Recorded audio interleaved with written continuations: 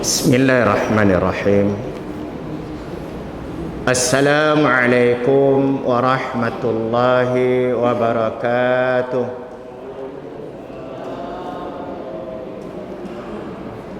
Alhamdulillah alladzi khalaqal mauta wal hayata liyabluwakum ayyukum ahsanu amala wa huwal azizul ghafur. Subhanaka la ilma lana illa ma 'allamtana innaka antal alimul hakim. Rabbi shrah li sadri wa yassir li amri wahlul 'uqdatam min lisani yafqahu qawli. Allahumma shalli ala sayyidina Muhammad salatan taj'aluna biha min ahli al-ilmi zahiran wa batinan wa nahsyuruna bi'ibadika salihin fi dunyana wa ukhrana wa ala alihi wa sahbihi wa sallim. Yang saya hormati tuan-tuan imam, tuan-tuan Bilal,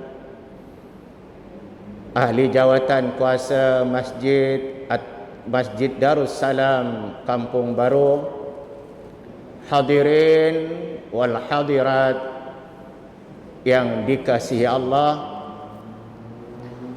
Alhamdulillah, kita merafakkan setinggi-tinggi kesyukuran kehadirat Allah Subhanahu wa taala karena malam ini kita masih lagi dipertemukan di rumah Allah ini dalam keadaan sehat wal afiat.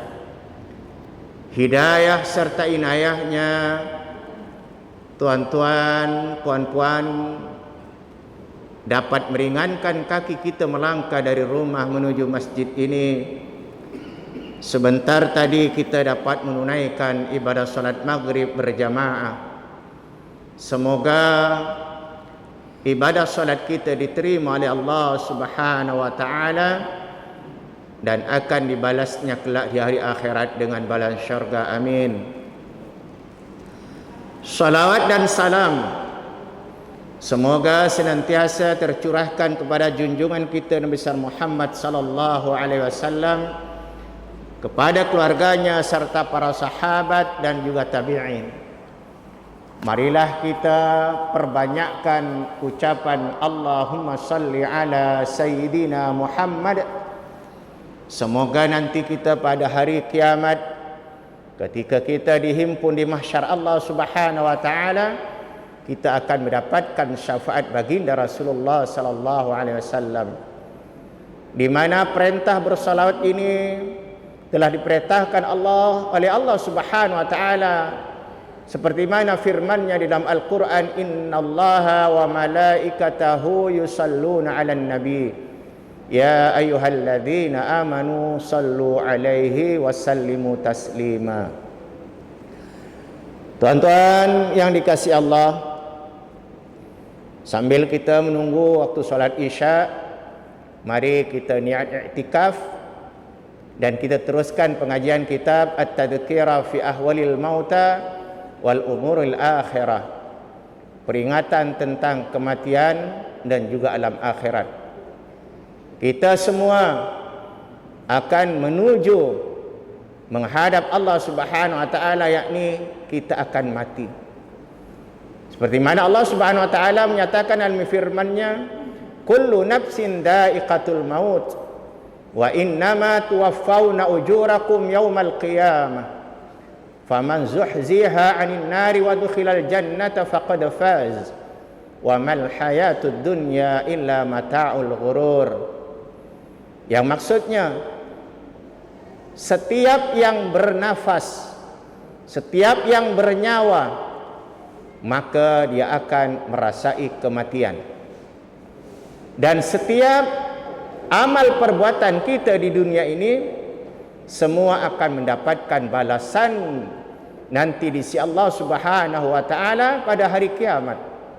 Yang baik, yang buruk, sedikit atau banyak, maka semua akan mendapatkan balasan sesuai dengan amalan kita yang kita lakukan di dunia.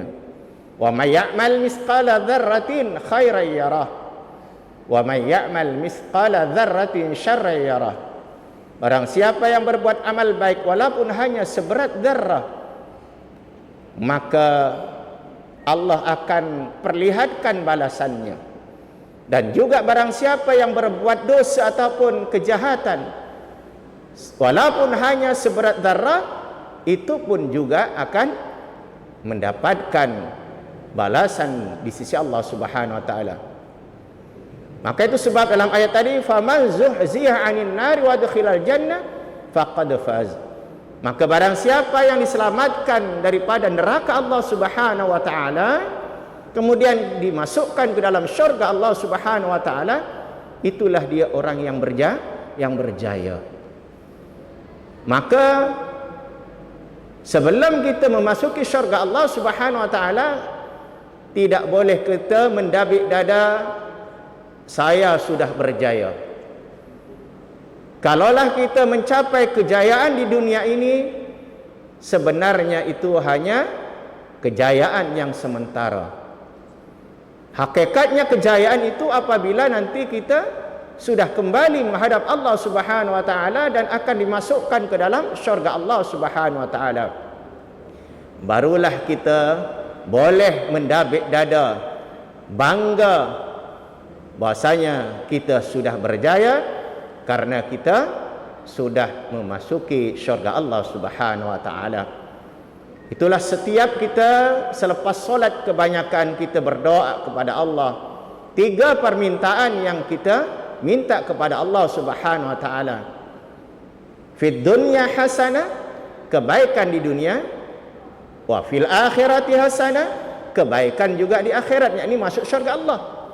Kemudian waqina adzabannar, dan minta kita dijauhkan, diselamatkan dari api neraka. Itulah selalu kita baca doa, Rabbana atina fid dunya hasanah wa fil akhirati hasanah wa qina adzabannar. Tuan-tuan yang dikasihi Allah, mari kita teruskan lagi. Masih bab jangan kita minta mati. Ini dalam bab atau tajuk jangan kita minta mati. Pada kuliah lepas saya telah menjelaskan bahawa kematian itu adalah suatu musibah yang besar. Musibah yang besar, tuan-tuan. Karena kematian itu sangat dahsyat. Tapi ada lagi yang lebih besar, di mana disebutkan apabila seseorang itu melupakan kematian. Kita lupa tentang mati. Walaupun dalam ayat tadi sudah kita faham setiap yang bernyawa pasti mati. Tetapi kadang-kadang kita tak ingat mati karena merasa kita masih muda lagi, masih sehat lagi, masih boleh bergerak ke sana kemari. Ini telur, alum pesi, alum muda, alum melik pergi masuk. Ini pesi telur lah. Sedangkan kematian itu bila-bila masa untuk menjemput kita. Malaikat maut, dia akan menjemput kita bila tiba masanya. Tempoh masa kita untuk menikmati kehidupan dunia ini sudah cukup. Malaikat maut tidak boleh dirasuah. Minta undur 1 saat pun tidak boleh. Ya wahai malaikat maut, saya belum bersedia. Tak ada istilahnya sedia tak sedia. Bila tempoh masanya cukup, akan dijemput oleh malaikat maut. Maka kita perlu senantiasa bersedia mempersiapkan bekal untuk dibawa menghadap Allah Subhanahu wa taala. Maka itu sebabnya Allah memberikan peluang dipanjangkan umur kita supaya kita menambah amal-amal soleh kita. Jika kita tergolong orang yang banyak melakukan dosa, Allah bagi peluang untuk kita supaya kita bertaubat, tuan-tuan. Jadi peluang itu adalah untuk menambahkan amal dan untuk bertaubat bagi mereka yang banyak melakukan dosa. Maka marilah kita gunakan umur kita sebaik mungkin. Seperti mana firman Allah Subhanahu wa taala dalam surah Al-Mulk yang saya baca tadi, "Alladzi khalaqal mauta wal hayata liyabluwakum ayyukum ahsanu amala." Jadi itulah sebenarnya tujuan hidup, tuan-tuan. Allah menjadikan kematian dan kehidupan itu adalah liyabluwakum. Itu adalah satu ujian kepada kita. Jangan kita merasa karena badan sehat diberi panjang umur bangga. Tapi itu sebenarnya adalah ujian. Kekayaan, kemiskinan, susah senang, itu semua ujian daripada Allah. Ayyukum ahsanu amala. Siapa di antara kamu yang paling baik amalannya? Itulah Allah bagi kita hidup di dunia ini untuk kita beramal supaya kita nanti tidak menyesal. Maka itu sebab musibah yang paling besar adalah apabila kita melupakan tentang kematian. Walaupun hari-hari kita mendengar tentang kes kematian dengan adanya COVID ini, tapi kita masih belum lagi bersedia untuk mempersiapkan bekal, karena mungkin esok atau lusa Allah akan menjemput kita. Jangan sampai nanti menyesal apabila kita menghadap Allah Subhanahu wa taala. Kata pepatah Melayu, sesal dahulu pendapatan, sesal kemudian tidak berguna. Ini tuan-tuan. Jangan nanti kita dah masuk ke alam kubur barulah kita menyesal. Nak dibacakan tahlil, yasin, itu sekadar untuk kita memohon kepada Allah mudah-mudahan diringankan kalau diadab di alam kubur. Tapi bekal yang sebenarnya amal soleh kita semasa hidup di dunia. Kita hanya itu meminta bantuan kepada keluarga kita yang masih hidup untuk mendoakan kita apabila sudah masuk ke alam barzakh atau alam kubur itu. Mudah-mudahan doa itu disampaikan dan diterima oleh Allah Subhanahu wa taala. Itunya kita mengadakan tahlil, mengadakan bacaan Yasin malam Jumat. Ini tuan-tuan, itu adalah sekadar untuk membantu mereka yang sudah kembali kepada Allah Subhanahu wa taala. Maka itu sebabnya dikata juga di sini, orang yang paling besar lagi kerugiannya, dahsyatnya musibah itu, yaitu orang yang tidak mau berfikir tentang kematian ini.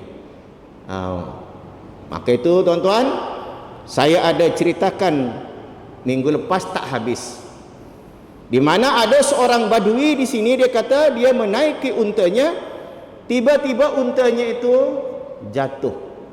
Untanya sehat, gemuk. Jadi dia jatuh, tengah dikendarai, tiba-tiba jatuh, dia turun. Ini tuan-tuan. Kemudian dia pun berkata, dia berfikir, kenapa ini tak boleh jalan? Badan sehat, gemuk, kata. Macam sekarang kita bawa kereta, tiba-tiba mati. Kereta bagus, semua baru lagi, sudah servis, tiba-tiba tengah jalan mesuk. Satu contoh, kau sakit kereta, lah kenapa kau mesuk? Contohlah. Pusing-pusing, guguk, okey semua, tapi akak start, satu contoh, samalah. Jadi dia turun, kemudian berkata kepada unta tadi. Dia kata, malaka la taqum. Kenapa awak ni, dikata kepada untanya, tak mau berdiri? Badan kamu sehat, tapi tak nak berdiri. Begitu juga, apa yang menghalang kamu untuk berdiri? Ini bila orang dah mati, tuan-tuan. Jadi tak ada makna badan kita yang sehat, segar, bugar ini, bila roh dah keluar, habis. Dia kata dalam lagu itu, bila Israel datang memanggil, maka jasad terbujur di pembaringan. Dulu dia sebagai bodybuilder, satu contoh, badan, Masya Allah, hari-hari pergi gym, satu contoh. Bila dah keluar roh, tak ada makna jasad itu, tuan-tuan, seperti bangkai. Begitu juga orang badui ini, pusing-pusing dekat dia punya unta ni, kenapa kamu tak nak bergerak, kenapa kamu tak nak berdiri, kamu sehat badan. Oh, maka akhirnya ditinggalkan tuan-tuan, ditinggalkan. Baru dia berfikir, maknanya bila kita dah mati tak ada makna sudah. Satu contoh, kita banyak anugerah di dunia ini, pangkat-pangkat hanya menjadi hiasan terpampang di dinding-dinding rumah kita. Maka semua tidak akan dibawa menghadap Allah Subhanahu wa taala ke alam kubur. Jadi dah tak ada makna semua itu. Maka itu kata Badui, dia tinggal saja. Kamu ni tak nak bergerak, badan sehat. Dia terfikir-fikir, dia terus. Begitulah kematian. Bila kita mati, semua akan ditinggalkan. Kecuali amal soleh saja kita akan dibawa ke alam kubur, tuan-tuan. Jadi semua harta kekayaan, pangkat kebesaran, semua menjadi hiasan di dinding, mungkin menjadi sebutan sahaja. Oh, ini dapat darjah Datuk, Datin, ke Tan Sri, Datuk Sri, dan macam-macam lah.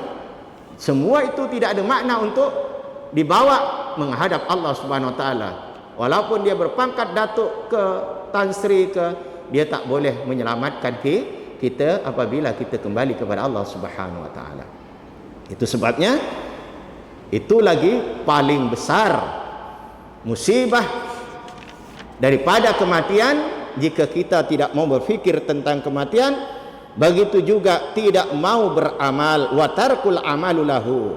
Jadi kita meninggalkan amal, maknanya persiapan untuk kita dibawa mati. Masih lagi leka, relax, ikut mood kita nak datang masjid, pun berat kaki melangkah. Kalau pergi mall laju, pergi masjid berat, tuan-tuan. Kecuali orang-orang yang mendapatkan taufik daripada Allah Subhanahu wa taala, maka bila dengar adzan, maka mereka akan rasa gemetar hatinya. Innamal mu'minun alladzi idza dzukirallahu wajilat qulubuhum. Sesungguhnya orang-orang yang beriman, idza dzukirallahu, apabila disebut nama Allah Subhanahu wa taala, wajilat qulubuhum, hatinya gemetar. Dia akan lepas semua, akan datang ke masjid untuk memenuhi panggilan Allah, bersegera. Ini macam kita dipanggil bos, kadang-kadang tengah makan pun ditinggal belum habis makan, tuan-tuan. Tapi bila dipanggil Allah Subhanahu wa taala, relax, tak apa. Nanti ada masa nak sembiang, alum bebat ya, waktu terutama zuhur, pukul ba pun kalak, suatu contoh, kulau pun kalak. Akhirnya bersambung solat zuhur dengan asar. Ini yang disebut fawailul lil musallin alladzina hum fi salatihim sahun. Sembahyang. Orang sembahyang pun diancam celaka, dikata neraka wail. Macam mana orang yang tak sembahyang? Dua kali ganda celaka lah. Orang sembahyang pun celaka, tak sembahyang apa lagi. Maka itu sebabnya, mari, kesempatan Allah masih beri peluang hidup kita, terutama ibadah solat ini jangan kita tinggalkan. Pentingnya solat, tak boleh berdiri, suruh solat duduk. Tak boleh duduk, boleh solat baring. Tak boleh baring, solat pakai isyarat. Isyarat tak boleh, tak payah solat, disolatkan, disembahyangkan. Innalillahi wa inna ilaihi rajiun, wajib disembahyangkan sudah. Semua tak boleh. Ini tak payah solat lah, kita wajib solatkan dia. Ini pentingnya ibadah solat. Selagi akal kita sehat, maka solat itu wajib. Terkadang kita tengok kalau kita di hospital, baru sakit terbaring masih bergerak, kemudian kita tidak solat, masih boleh turun, tuan-tuan, tapi dah tak sembahyang.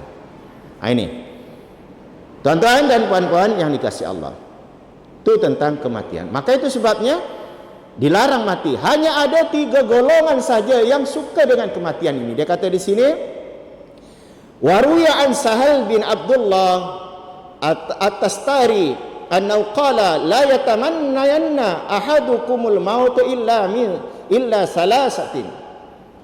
Janganlah kamu minta apa? Berangan-angan ingin mati. Maknanya jangan kamu minta mati kecuali 3 golongan ini. Yang pertama, rajulun jahilun bima ba'dal maut. Ni kadang-kadang orang dia suka nak mati. Seorang lelaki ataupun seseorang yang jahil, dia tak tahu apa yang akan berlaku selepas kematian. Ingat bila telah masuk pasak me kubur, gu cerita alum bebat cerita tuan-tuan. Itu sebab kita kalau tak ada persediaan jangan minta mati. Maka kalau sudah bersedia silahkan. Ini tu golongan pertama yang suka nak mati itu ialah karena dia tak tahu apa yang akan berlaku selepas kematian. Dalam kubur ada soalan mungkar nakir, ada siksa kubur, ada nikmat kubur, baru dikubur. Belum lagi akhirat nanti. Di akhirat ada mizan, ada hisab, ada siratul mustaqim, panjang lagi cerita tuan-tuan. Ingat bila mati habis cerita panjang. Maka orang yang dia nak mati itu karena dia tak tahu apa akan berlaku selepas kematian. Jangan seperti mana orang non muslim bila pengak masuk isa autonenah gulah tenak beslel gu alom bebat cerita lagi panjang cerita di alam kubur. Mungkin telah murib beribu-ribu tahun me kubur lagi panjang. Me dunia mungkin mak di puluh 70, supik puluh ke 100 pun aukonan lah pengak aguna suruh 100 tahun. Si ada guna kita hidup 100 tahun. Apalagi si boleh bergerak. Bagus mati. Jadi orang yang ingin kematian itu hanya 3 golongan. Yang pertama, seseorang yang jahil. Dia tidak tahu apa selepas kematian. Kemudian yang kedua, ini warajulun yafirru min aqdarillahi ta'ala alaih. Orang yang mau lari daripada takdir Allah. Ini apa yang berlaku hari ini. Karena kesempitan hidup, susahnya hidup, kerja kena buang, susah nak cari kerja, hidup miskin, sakit saja satu contoh. Macam-macam nak bayar ini sempit. Maka dia nak lari daripada takdir Allah, bas mati saja. Ingat senang tuan-tuan. Bila dah mati habis cerita. Kesusahan itu silap-silap. Apa yang kita tinggalkan menyusahkan orang yang hidup. Mau menanggung hutang satu contoh, banggung ini, bayar ini, istri teruk enggak? Ini orang yang nak mati itu yang golongan kedua adalah dia mau lari daripada takdir Allah Subhanahu wa taala. Telah mesti menerima gugur. Nah Allah takdirkan sakit telah Allah mujuk sanang ke, susah ke, kaya alhamdulillah, miskin pun alhamdulillah. Gugur Allah pengak mengaturnya gugur. Allah lebih tahu. Telah mujuk miskin Allah tahu. Ngak mun mujuk kaya mungkin telah jadi sombong. Bagus ya mujuk miskin. Bila miskin selalu sembahyang berjamaah, berzikir minak-minak, misum sakit Allah. Tapi bila pelekak kaya, kau mapun masjid. Si adanya datang masjid. Sibuk sana, bisnis sini. Siang malam si ada apa? Perbezaan sama aja. Kerja aja. Bagus Allah jadikan kita miskin. Itu kita hanya memohon kepada Allah. Karena Allah yang mengatur, bukan kita nak mengatur. Allah lebih tahu kenapa kita diberi miskin, kenapa orang itu diberi kaya. Jadi orang yang mau lari daripada takdir Allah, itu yang dia suka. Bagus kalau susahnya mati saja senang cerita. Dia ceritanya macam itu. Ingat dia bila dah mati senang habis cerita. Sama macam orang yang jahil tadi, dia tak tahu apa akan berlaku selepas kematian tuan-tuan. Maka itu dilarang minta mati kecuali 3 golongan. Yang terakhir, ini boleh kalau nak. Yang ketiga dia kata au mustaqun. Ini tuan-tuan, muhibbu liqa'illahi azza wa jalla. Ini orang yang ketiga, dia memang ingin cepat mati, ialah orang yang sangat rindu untuk bertemu dengan Allah Subhanahu wa taala karena amalannya sudah cukup. Karena bagi ini kehidupan dunia itu tidak ada makna, kehidupan akhirat lebih penting. Maka dia tidak ingin lama-lama hidup di dunia. Maka itu sebab dia ingin cepat mati. Elok tuan-tuan. Itu bolehlah. Kalau kita sudah sedia semua cukup amalan kita, insya-Allah dah kira cukup lah. Tapi diterima atau tidak diterima, wallahu a'lam. Buatlah karena Allah, karena dia rindu kepada Allah Subhanahu wa taala. Diceritakan di sini seperti mana waruya anna malakul mauti alaihi salam jaa ila Ibrahim alaihi salam khalilur rahman azza wa jalla liyaqbida ruhahu. Faqala Ibrahim ya malakul maut hal ra'aita khalilan yaqbidu ruha khalilahu. Ini Nabi Ibrahim tuan-tuan. Jadi ketika Nabi Ibrahim didatangi oleh malaikat maut nak dicabut nyawanya, wahai malaikat maut, takkan kamu nak ambil atau Allah Subhanahu wa taala nak ambil rohku nak dicabut? Seorang kekasih dia akan mencabut roh kekasihnya. Macam telaulah sayang dengan istri, takkan istri nak dipukul kalau sayang. Satu contoh. Jadi malaikat maut ini disoal oleh Nabi Ibrahim, wahai malaikat maut, takkan kekasih nak mengambil roh kekasihnya? Malaikat maut tak boleh jawab teman. Malaikat maut ni dia bila ditanya dia tak boleh jawab. Sama juga malaikat mungkar nakir, dia hanya tahu tanya, bila seandainya kita balik bertanya dia tak boleh jawab. Ada satu kisah malaikat mungkar nakir, bila ditanya dia tu Imam Sibawih, dia ahli nahwu. Dia tanya man rabbuka, dia kata Imam Sibawih. Dia ceritalah wallahu a'lam. Kemudian Imam Sibawih bertanya, man itu huruf apa malaikat mungkar? Bingung malaikat mungkar dan akal menjawab, man itu huruf apa? Akhirnya dia berjumpa Allah, wahai Tuhanku, hambamu itu bila ditanya dia tanya kepadaku. Maka kata Allah, tak payah, itu adalah kekasihku, tak payah ditanya. Ini tuan-tuan. Begitu juga malaikat maut ini, bila Nabi Ibrahim bertanya kepada malaikat maut ketika nak mengambil rohnya, takkan seorang kekasih nak mengambil roh kekasihnya, nyawa kekasihnya, gipisunya. Maka malaikat maut ini pun faraja'a, dia pergi naik berjumpa Allah Subhanahu wa taala, faqala aqbidu ruhus sa'ah. Fa'araja malakul maut, dia naik, fa'araja malakul maut alaihi salam ila rabbi faqala qul lahu hal ra'aita khalilan yukrihu liqa khalilahu. Jadi bagi tahu kepada Ibrahim, dia kata, wahai malaikat maut, bagi tahu kepada Ibrahim, tidakkah seorang kekasih ingin berjumpa dengan kekasihnya? Bila disebut macam itu tuan-tuan, maka Nabi Ibrahim menjawab anytime, cepat-cepatlah ambil nyawaku, rohku, dia kata. Macam telau lah, men kekasih telau telefon, lu lah kelam pukul buih, kul lau kah berjanji me air terjun je dah along jin tempat agan bertendang itu, jalan Sibu itu. Dulu saya memang aku kilau aku nak mulik apa ngripa pakai motosikal, kul ba kul lau di lau, memang teka kau jin bertendang mu kau. Tapi mun kekasih besi mu kau tidak berjumpa aku selalu. Ulun kuduk minah dating kata BKL. Karena dia sayang, walaupun tempat jin bertendang, aku nak. Wah, insya-Allah, jukat tuan-tuan.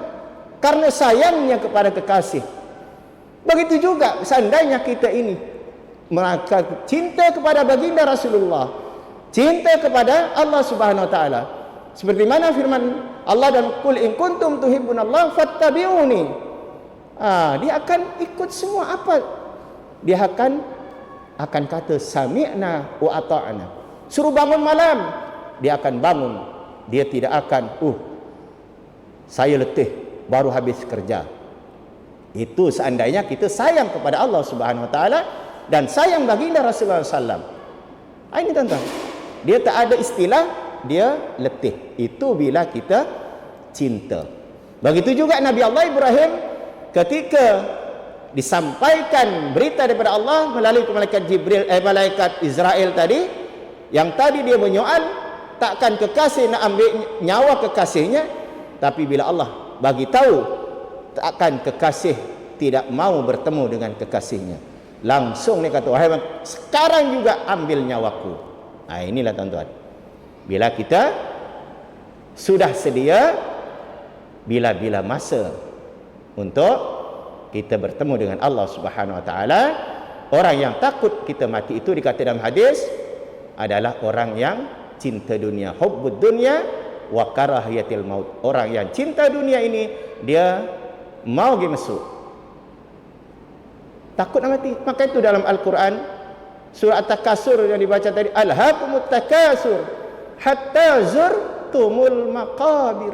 Mereka hanya menumpuk-numpuk harta, banyak-banyakkan harta-harta, sampai nak masuk kubur pun masih memikirkan harta duit. Kadang-kadang kalau pengak muka hospital, pengak terbaring, macam mana bisnes? Dia tanya bisnesnya, tuan-tuan.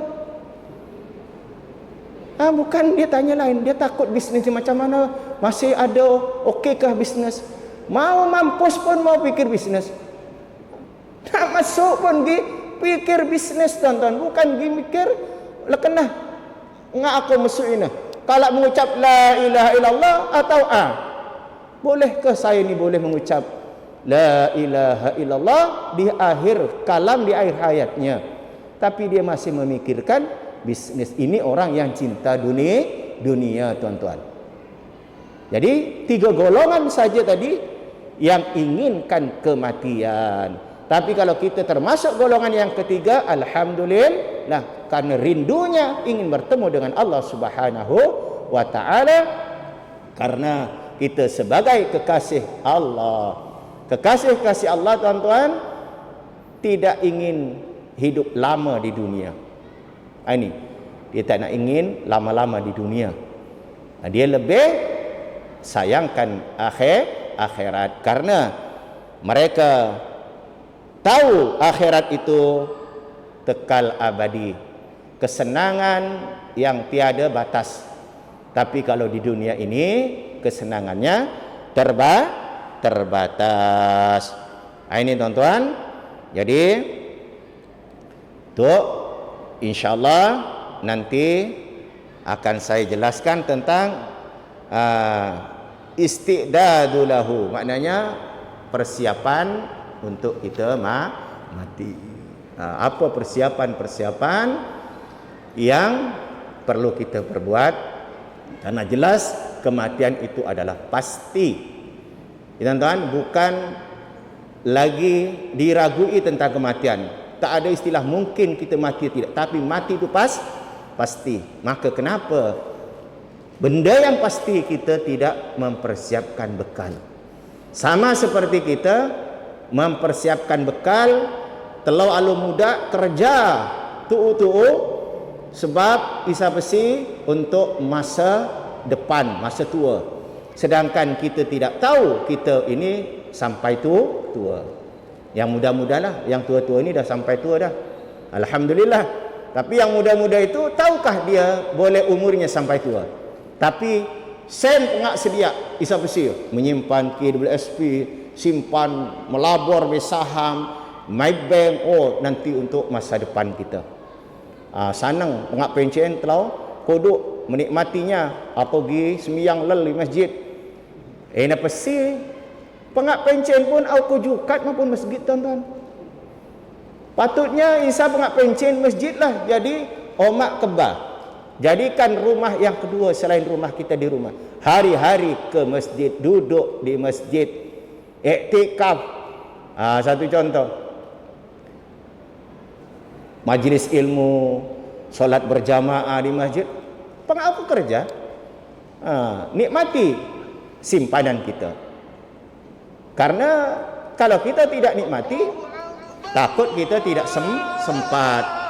Yang KWSP pengakala dikeluarkan, keluarkan saja.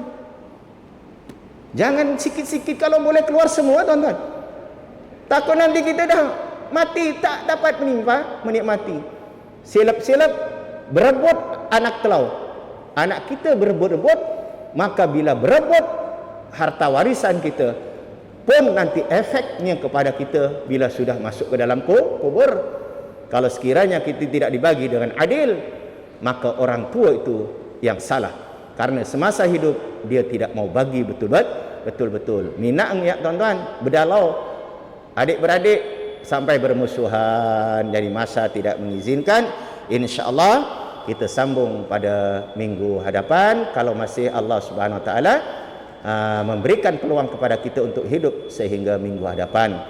Jadi kiranya cukup saja apa yang saya sampaikan, mudah-mudahan bermanfaat kepada saya sendiri khususnya, pada tuan-tuan, puan-puan yang hadir pada malam ini. Salah dan silap terkasar bahasa, terkasar kata, menyinggung perasaan tuan-tuan, saya subhanallah yang mohon maaf. Yang baik itu daripada Allah Subhanahu Wa Taala, yang tak baik itu adalah kelemahan saya sendiri. Kita tutup dengan tasbih kafarah dan surah Al-As. Subhanakallahumma wa bihamdika asyhadu an la ilaha illa ant astaghfiruka wa atubu ilaik. Bismillahirrahmanirrahim. Wal 'asr innal insana lafi khusr illa alladziina amanu wa 'amilus solihati wa tawassaw bil haqq wa tawassaw bis sabr. Assalamualaikum warahmatullahi wabarakatuh.